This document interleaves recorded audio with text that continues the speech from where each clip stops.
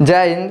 देखिए इस वीडियो में समझते हैं कि शुक्राणु क्या होता है और शुक्राणु का संरचना किस तरह से होता है और ये कितने भागों में होते हैं और शुक्राणु का काम क्या होता है। तो सबसे पहले समझते हैं कि शुक्राणु होता क्या है। ध्यान समझिए, देखिए है क्या है तो है शुक्राणु। अब किस चीज़ से बना होता है तो इसके विषय में समझते हैं। देखिए जो शुक्राणु होता है ना, ये एक कोश की पतले धागे का ये सदृश होता है, यानी हम उसे आंखों से नहीं देख सकते हैं। अगर देखना है तो लैब में जाके देखना पड़ेगा। यानी जो शुक्राणु होता है एक कोशिकी होता है और पतले धागे का होता है और उसे हम नहीं देख सकते। समझ में आ गया कि शुक्राणु क्या होता है। देखिए ये उत्तेजित जैसे होता है ना, इसके शरीर में गतिशीलता आता और भागने लगता है। जैसे मान लीजिए कोनो लड़का है, अब कोनो लड़की को फंसाया है, लड़की 12 बजे रात को फ़ोन करती है, हेलो कहाँ पे हो, हाँ घर ही पे तो हैं, क्या कर रहे हो, थोड़ा जल्दी आओ। तुरंत उठ के लगेगा भागने, ये नहीं दिखेगा कि अंधारिया है कि अजोरिया है। तुरंत उठेगा बिछौना से, सर सर सर सर भागते हुए चला जाएगा। जैसे तुलसीदास को देखिए, तुलसीदास रत्ना से इतना ज़्यादा प्यार करते थे ना, जब रत्ना घर छोड़ के चली गई, जब तुलसीदास आए देखिए अरे बाप बाप, ये तो 12 बज रहा है रात, वो रात को ही रत्ना के पीछे भागते हुए चले गए। उसमें क्या था, बादल गरज रहा था, बारिश हो रहा था, बिजली तड़क रहा था। उसी अंधेरे रात में तुलसीदास भागते हुए चले गए और जब गए ना तो बीच में एक नदी था, उस नदी में एक लाश जा रहा था और उसी के ऊपर बैठ के रत्ना के घर पे चले गए। लेकिन रत्ना तो थी दुतल्ला पे, यानी दुतल्ले पे थी। अब भैया जगाते हैं तो जौन निकलता तो कूटता उनको बढ़िया से, लेकिन वो क्या किए, पीछे एक सांप था, सांप को रस्सी समझे और रत्ना के पास चले गए। तो एक बात तो एकदम कन्फर्म होता है कि जो लड़का से प्यार करता ना, वो ही नहीं देखता है कि सांप है कि रस्सी है, वो पकड़ के चले गए।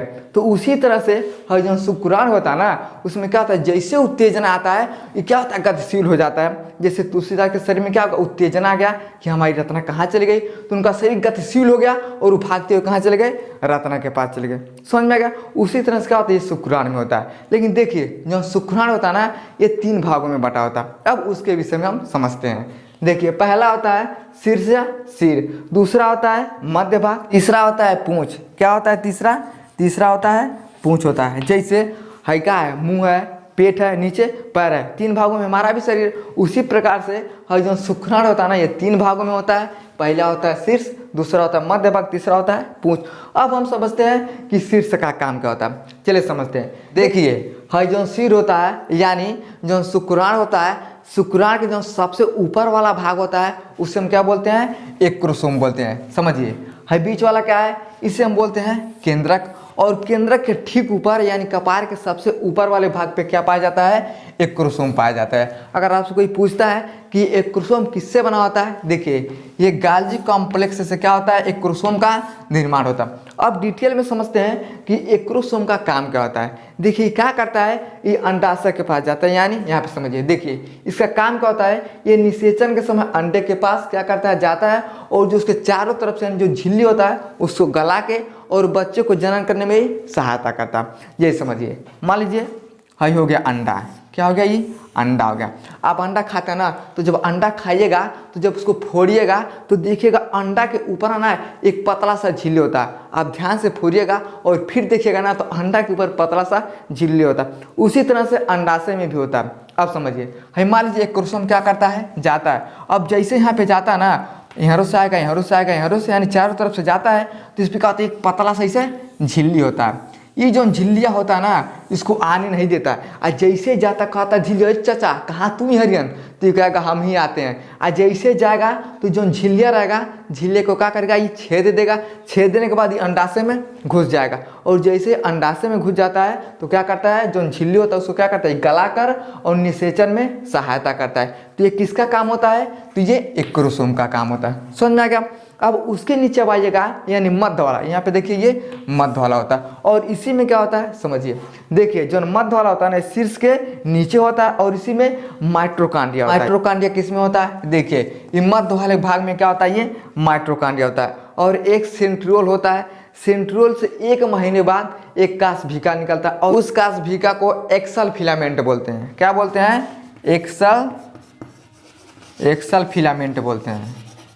अभी एक्सल फिलामेंट को हम क्या बोलते हैं, काशभिका बोलते हैं। और ये काशभिका कहाँ से निकलता है, तो देखिए सेंट्रियोल से निकलता है। सेंट्रियोल कहाँ होता है, तो ये मध्य भाग में होता है और वहीं से क्या निकलता है, तो ये काशभिका निकलता है। और वो काशभिका करता क्या है, तो 1 महीना क्या करता है, शुक्राणु के चारों तरफ से घूमता है और जैसे 1 महीना पूरा हो जाता है ना, वही कास्बिका 1 महीने के बाद क्या करता है, पूंछ का निर्माण कर देता है। देखिए मध्य वाले में क्या पाया जाता है, इसमें माइटोकॉन्ड्रिया होता है, उसी में सेंट्रियोल होता है। सेंट्रियोल से 1 महीने के बाद क्या निकलता है, तो कास्बिका निकलता है। और वो कास्बिका क्या करता है, शुक्राणु के चारों ओर घूमता है और वही क्या करता है, पूंछ का निर्माण कर देता है। ये किसका काम होता है, ये मध्य वाले का काम होता है। अब समझते हैं कि पूंछ का काम होता है। देखिए बिना पूंछ के ये तैर नहीं सकता, यानी अगर ये पूंछ नहीं रहेगा ना तो जो शुक्राणु होता है ये तैर ही नहीं पाएगा।